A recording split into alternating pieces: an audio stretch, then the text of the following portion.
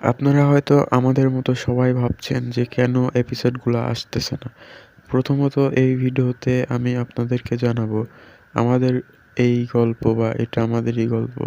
এই গল্পের কাহিনীর মূল থিম কী ছিল আপনারা হয়তোবা সবাই জানেন। আর কেনই বা 22 পর্যন্ত পর্ব এসে পর্বগুলো থেমে গেল। দাঁড়ান, আমি জানি আপনি বিরক্ত হয়ে যাচ্ছেন। এখনই আপনারা জানতে পারবেন যে এই কাহিনীর গল্পগুলা কেন এপিসোডগুলো আসতেছে না। প্রথমত হচ্ছে একটা বাজেট। একটা নাটকের বাজেট সর্বোপরি প্রথম দরকার। এই নাটকের বাজেট ছিল প্রায় 250 লাখের মতন, যা মোটামুটি শেষ।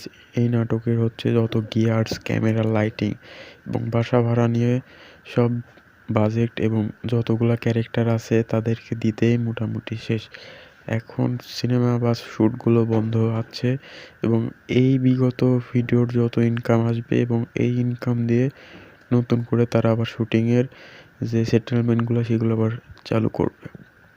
তো এই তথ্যটি জানা গেছে হচ্ছে সিনেমাওয়ালার যে সিইও বা প্রধান, তার মুখ থেকে জানা গেছে। তো আপনারা যদি জানতে আরও চান যে আসলে কত দূর এগোবে, তাহলে আসি আমরা এখন সেই পয়েন্টে।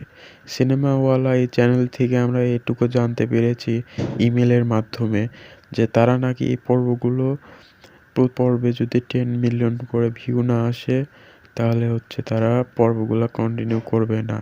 কারণ একটা ফিল্ম বা একটা শর্ট ফিল্ম তৈরি করতে মোটামুটি বাজেট দরকার।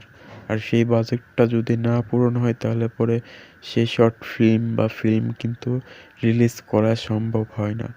তো এই তো ছিল ছোট্ট একটা তথ্য। নতুন এসে থাকলে সাবস্ক্রাইব।